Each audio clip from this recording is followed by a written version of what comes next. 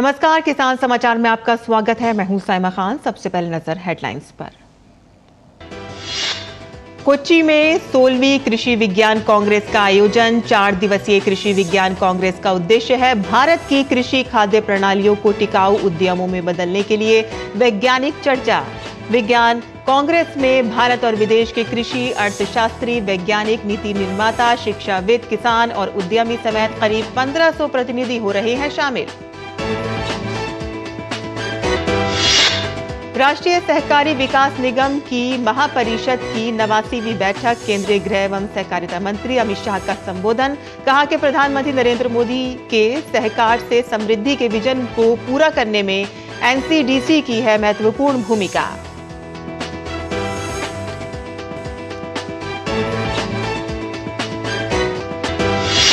केरल में धान के खेत में काम करने वाले किसानों को संकट का सामना।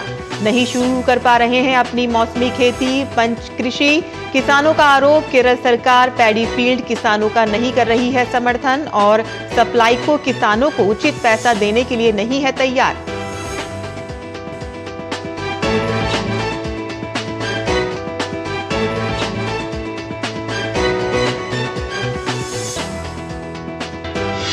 और खादी ग्राम उद्योग गांव में रोजगार को दे रहा है बढ़ावा।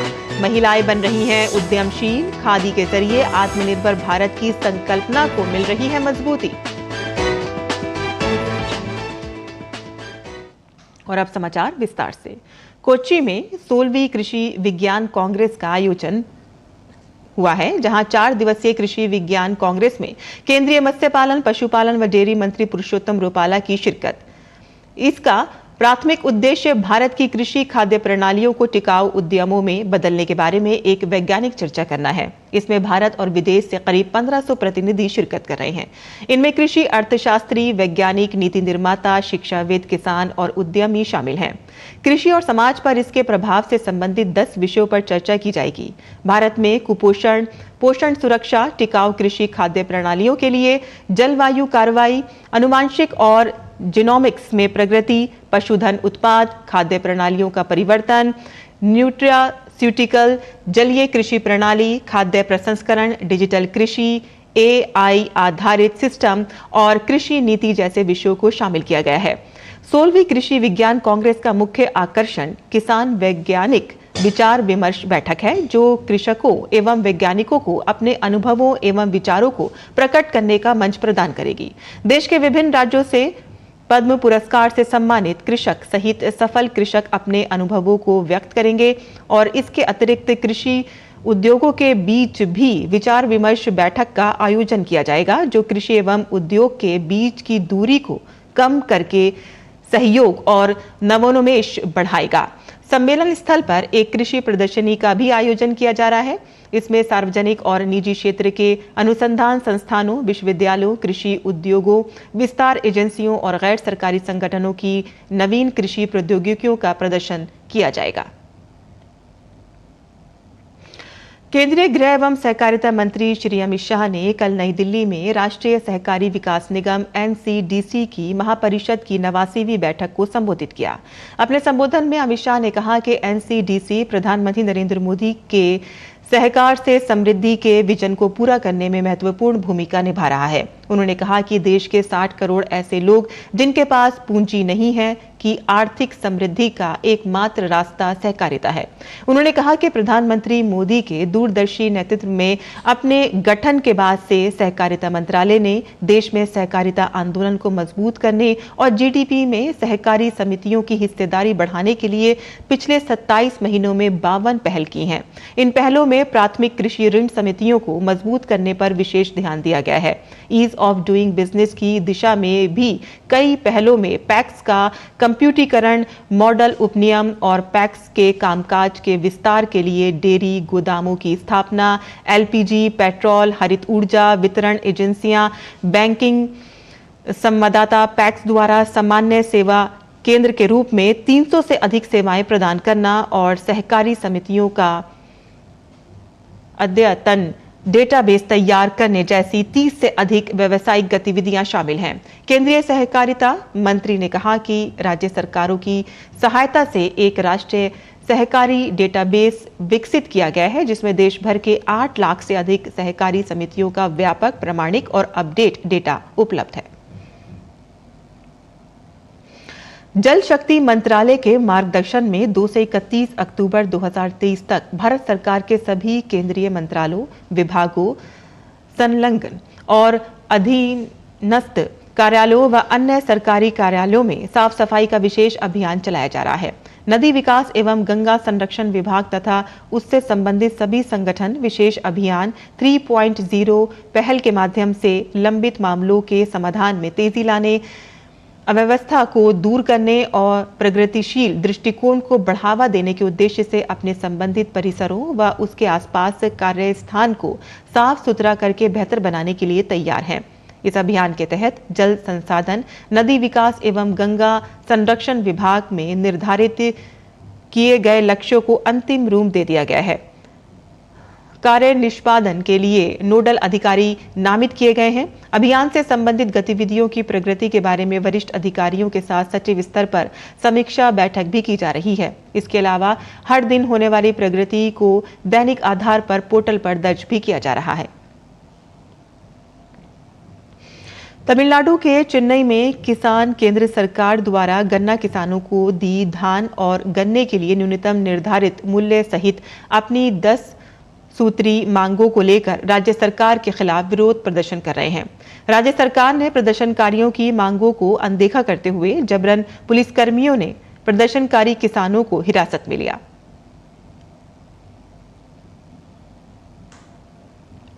वहीं केरल में धान किसान संकट में हैं क्योंकि वो अपनी मौसमी खेती पंचकृषि शुरू नहीं कर पा रहे हैं और इसका कारण ये है कि केरल सरकार पैडी फील्ड किसानों का समर्थन नहीं कर रही है और सप्लाई को किसानों को उचित पैसा देने के लिए तैयार नहीं है। सप्लाई को हर फसल के बाद केरल के सभी किसानों से धान लेती है, लेकिन वह पैसे देने को तैयार नहीं है। कोट्टयम में अधिकांश किसान बैंक ऋण के आधार पर अपनी खेती शुरू कर रहे हैं। पैसे के अभाव में किसान बैंकों को ब्याज और पैसा देने में असमर्थ हैं। दूसरी समस्या जिसका वो सामना कर रहे हैं वह है भारी वर्षा और हवा जैसी प्राकृतिक आपदाएं। कोट्टयम में धान के सभी खेत पानी और कचरे से ढके हुए हैं। अब मौसमी खेती पंचकृषि का समय आ गया है, लेकिन अब इसके लिए बहुत देर हो चुकी है।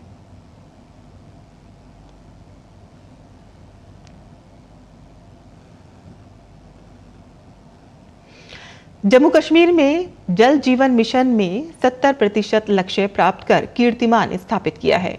गुणात्मक जल की आपूर्ति और उसके प्रबंध में भी प्रदेश को राष्ट्रीय स्तर का दूसरा स्थान प्राप्त हुआ है।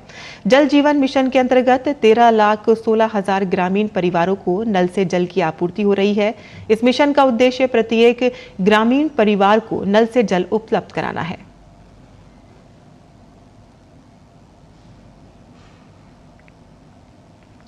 और देश में खादी एवं ग्राम उद्योग आयोग द्वारा स्वरोजगार से आत्मनिर्भर बनने का प्रशिक्षण दिया जा रहा है। प्रधानमंत्री स्वरोजगार कार्यक्रम के जरिए खादी से जुड़कर महिलाएं किस तरह से आत्मनिर्भर बन रही हैं, इस विषय पर हमारे संवाददाता ओपी यादव ने बात की खादी ग्राम उद्योग की सफल महिला उद्यमी दीपिका मूंगा से।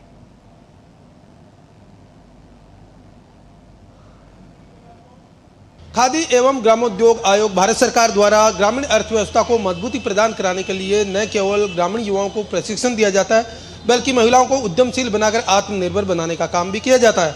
अभी हमारे साथ ऐसी एक महिला है दीपिका मूंगा, जिन्होंने अपना स्वरोजगार किया, खादी से प्रशिक्षण लिया और आज उद्यमशील महिला बनी है।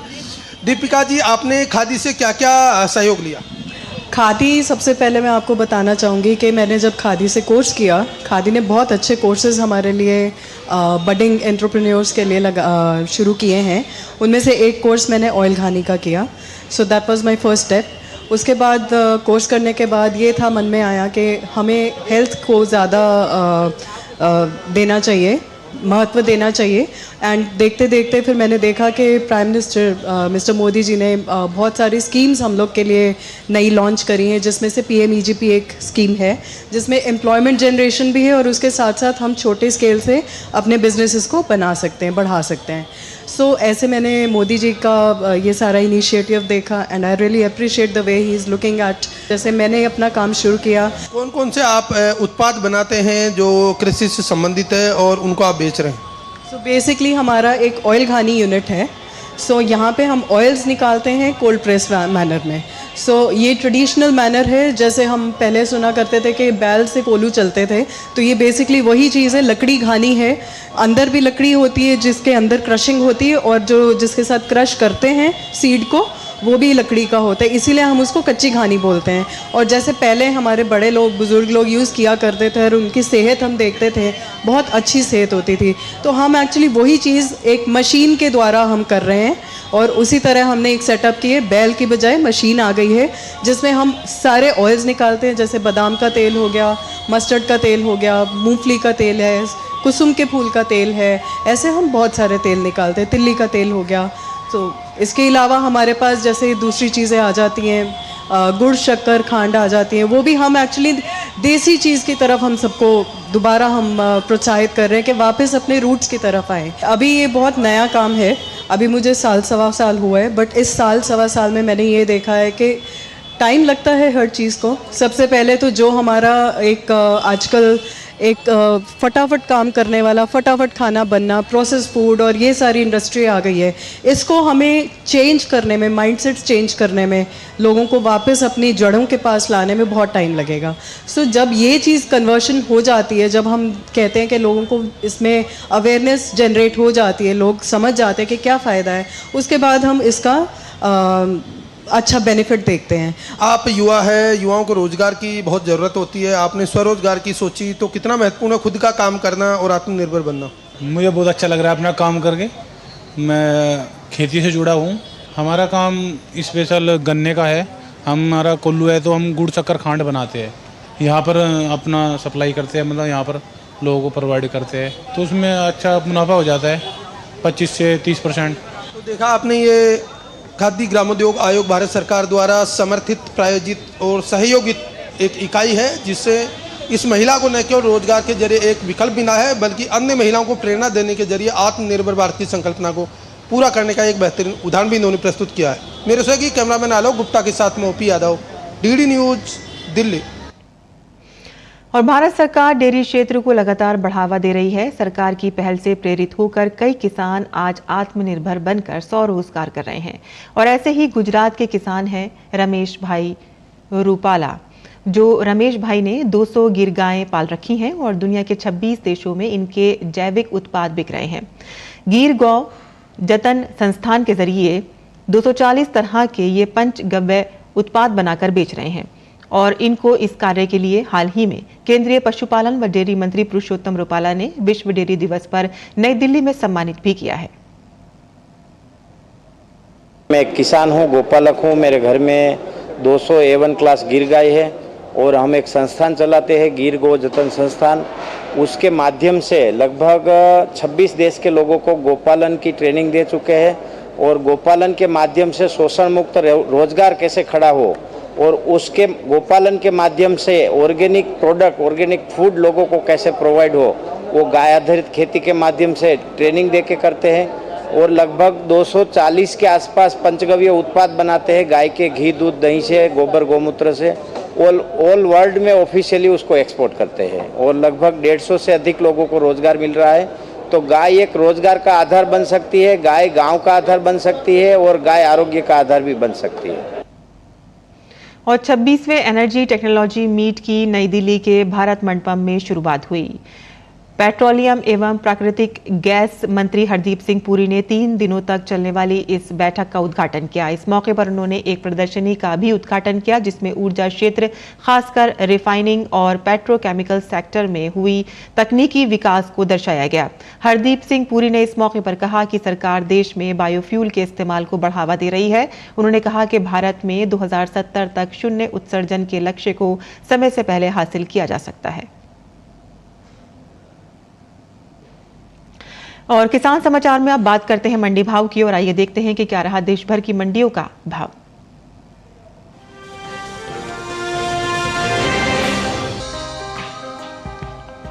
कृषि उपज मंडियों में सामान्य है धान की आवक।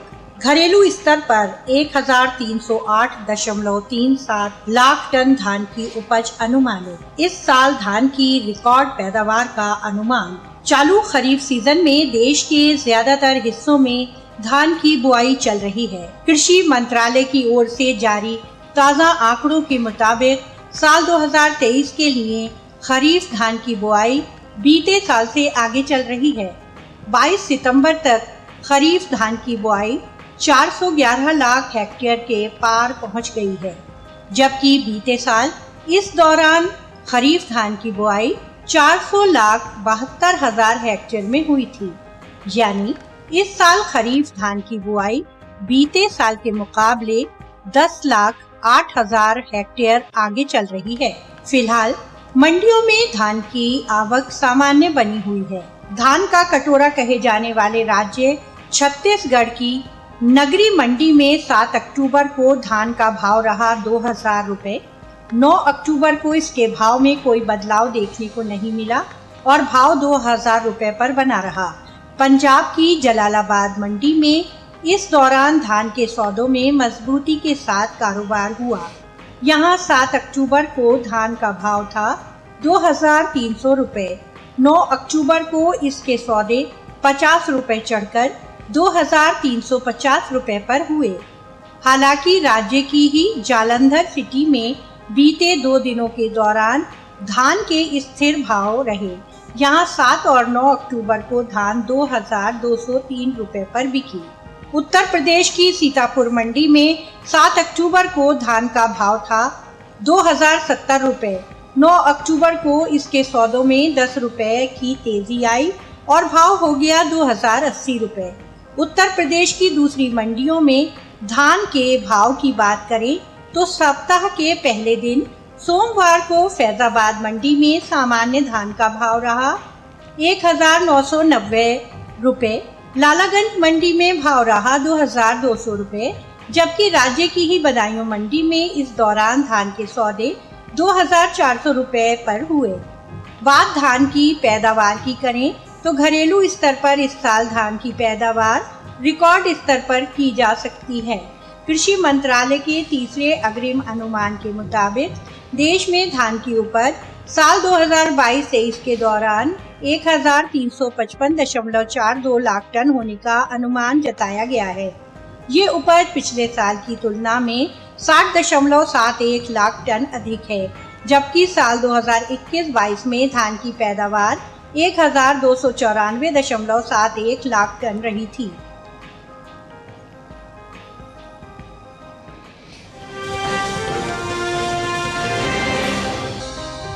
इन दिनों कृषि उपज मंडियों में गेहूं की आवक सामान्य बनी हुई है।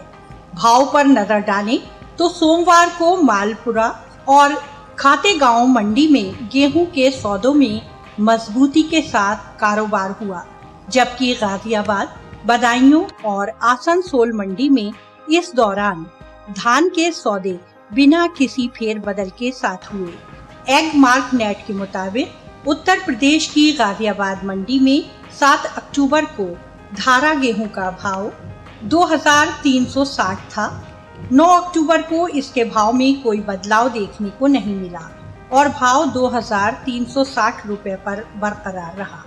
राज्य की ही बदायूं मंडी में बीते 2 दिनों के दौरान धारा गेहूं के भाव स्थिर रहे। यहाँ 7 और 9 अक्टूबर को धारा गेहूं 2,360 रुपए पर बिकी।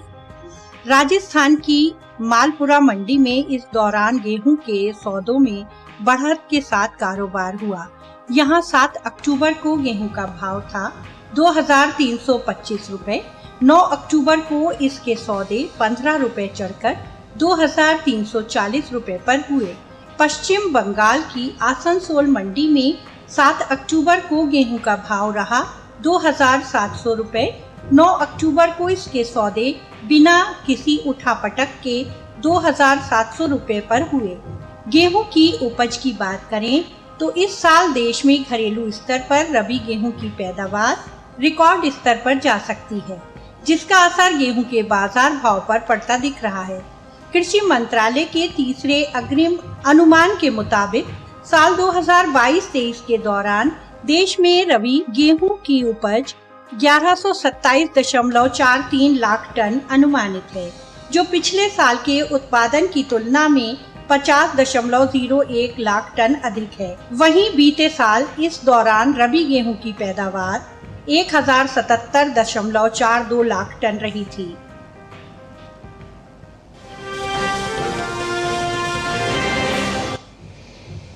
और अब बात करते हैं मौसमी खेती की। किसान इस मौसम में कैसे रखें अपनी खेती का ख्याल, आइए देखते हैं।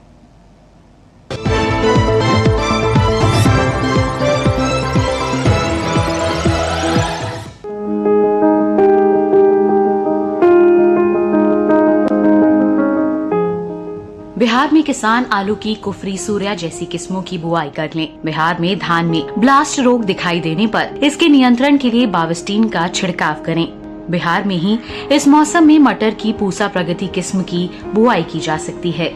इनकी बुआई से पहले इनके बीजों को उपचारित जरूर कर लें। बिहार में फूलगोभी की पूसा अगहनी, पटना पुरुष और काशी कुवारी जैसी किस्मों की बुआई की जा सकती है। फूलगोभी में अगर इल्ली का संक्रमण दिखाई दे तो इससे बचाव के लिए स्पिनोसाइड का छिड़काव करें। बिहार में ही पत्ता गोभी की भारत का गौरव, स्वर्णिम एकर और पूसा मुक्ता जैसी किस्मों की नर्सरी लगाई जा सकती है। यहाँ साथ ही मूली की अगेती किस्मों की भी बुआई की जा सकती है। बिहार में ही किसान सरसों की बुआई के लिए खेत तैयार कर लें और इनकी विभिन्न किस्मों की बुआई कर लें। बिहार के मक्का किसान मक्के की पकी फसल की कटाई कर लें। कटाई के बाद इन्हें धूप में सुखाकर इनका सुरक्षित भंडारण भी कर लें। असम में किसान कुट्टू अनाज की बुआई के लिए जमीन तैयार कर लें। जमीन तैयार करते वक्त इनके खेतों में यूरिया और गोबर की खाद का इस्तेमाल जरूर करें। असम में ही बैंगन की गोल और लंबी किस्मों की बुआई की जा सकती है। वहीं यहाँ पत्ता गोभी की विभिन्न किस्मों की नर्सरी लगाई जा सकती है। किसान बुआई से पहले इनके बीजों को उपचारित जरूर कर लें। असम में ही टमाटर की केसरी, पूसा रूबी और बीटी एक किस्मों की बुआई की जा सकती है। असम में पपीते में मिलीबग का प्रकोप दिखाई देने पर ऐसे संक्रमित पौधों को हटा दें। असम में मूंग और उड़द में फली छेदक कीट के नियंत्रण के लिए किसान जरूरी दवाओं का स्प्रे करें।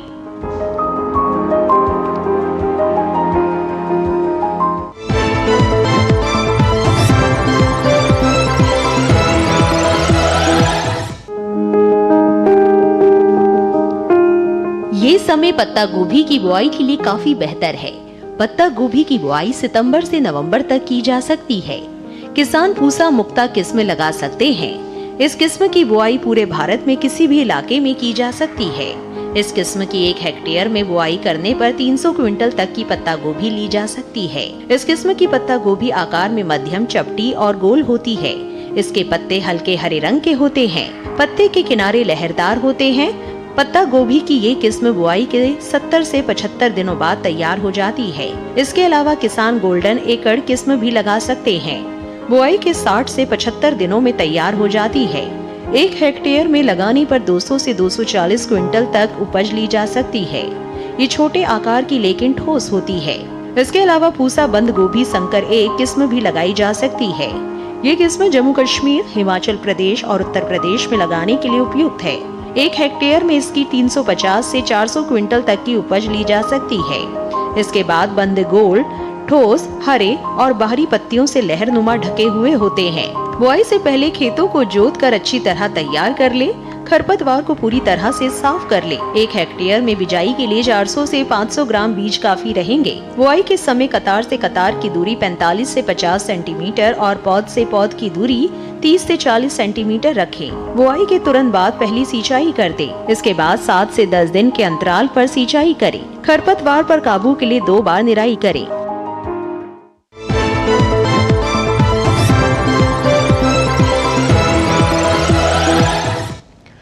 और खेती किसानी से जुड़ी खबरों के बाद आइए अब नजर डाल लेते हैं कुछ और खबरों पर। खास खबर में इटली दौरे पर रक्षा मंत्री राजनाथ सिंह ने रोम में अपने समकक्ष गुइडो क्रोसेटो के साथ बैठक की। भारत और इटली के बीच रक्षा सहयोग पर एक समझौते पर भी हस्ताक्षर किए गए और साथ ही राजनाथ सिंह ने दोनों देशों के बीच रक्षा साझेदारी की ओर मजबूत होने की उम्मीद जताई। देश के विभिन्न हाई कोर्ट में जजों की नियुक्ति को लेकर केंद्र सरकार ने कॉलेजियम के पास 70 नाम भेजे हैं। सुप्रीम कोर्ट ने बताया है कि नवंबर 2022 से कानून मंत्रालय के समकक्ष लंबित 70 नाम अब कॉलेजियम के पास आ गए हैं। कोर्ट उन पर काम कर रहा है और अक्टूबर की छुट्टियों से पहले इसे पूरा करने की कोशिश की जाएगी। 5 राज्यों में होने वाले आगामी विधानसभा चुनाव पर उत्तराखंड के मुख्यमंत्री पुष्कर सिंह धामी ने कहा कि निश्चित रूप से देश की जनता आज डबल इंजन की सरकार चाहती है। विश्व मानसिक स्वास्थ्य दिवस पर केंद्रीय स्वास्थ्य मंत्री डॉक्टर मनसुख मांडविया ने कहा कि मानसिक बीमारी वाले लोगों के लिए स्वास्थ्य देखभाल सुनिश्चित की जा रही है। इस दिशा में कई सेवाएं प्रदान की जा रही हैं। प्रवर्तन निदेशालय ने अब आप विधायक अमानतुल्लाह खान के घर पर छापा मारा है। मनी लॉन्ड्रिंग के एक मामले में ईडी ने ये कार्रवाई की है। अमानतुल्लाह खान पर वक्फ बोर्ड की जमीन को लेकर घोटाला करने का आरोप है। वहीं एक और आप नेता राघव चड्ढा ने दिल्ली हाई कोर्ट में याचिका दायर की है। याचिका में राघव चड्ढा ने पटियाला हाउस कोर्ट के उस आदेश को चुनौती दी है जिसमें कोर्ट ने राज्यसभा सचिवालय को लुटियन दिल्ली में स्थित टाइप 7 बंगला खाली करने की इजाजत दे दी थी। दिल्ली हाई कोर्ट बुधवार को सुनवाई करेगा। अनुसूचित जाति के छात्रों की शिक्षा और सामाजिक आर्थिक विकास को बढ़ावा देने की दिशा में सामाजिक न्याय और अधिकारिता मंत्रालय ने बड़ा कदम उठाया है। मंत्रालय ने लक्षित क्षेत्रों में उच्च विश्वविद्यालयों में छात्रों के लिए आवासीय शिक्षा योजना श्रेष्ठ शुरू की है। उत्तराखंड के नैनीताल जिले में जोलीकोट स्थित अवैध मदरसे में बच्चों के साथ हुए अमानवीय व्यवहार पर राज्य सरकार गंभीर हो गई है। मुख्यमंत्री पुष्कर सिंह धामी ने इस मामले को गंभीरता से लेते हुए प्रदेश में संचालित हो रहे सभी मदरसों में सत्यापन कराए जाने के निर्देश दिए हैं। उत्तर प्रदेश के बलिया में बड़ा हादसा। कथरिया फिरोजपुर के बीच मगई नदी पर 80 मीटर लंबे पुल का एक हिस्सा टूटकर गिर गया। इस दुर्घटना में कोई जनहानि नहीं हुई है। चंडीगढ़ के पीजीआई नेहरू अस्पताल की बिल्डिंग में आग लग गई। ये आग कंप्यूटर रूम के यूपीएस सिस्टम में बैटरी में लगी है। मरीजों को सुरक्षित स्थान पर पहुंचाया गया है। मौके पर दमकल की गाड़ियां मौजूद रहीं। केंद्रीय मंत्री स्मृति जुबिन ईरानी ने आज दिल्ली के विज्ञान भवन में कुपोषण के सामुदायिक प्रबंधन पर राष्ट्रीय कार्यक्रम का शुभारंभ किया। और किसान समाचार में आज के लिए बस इतना ही। अनुमति दें। नमस्कार।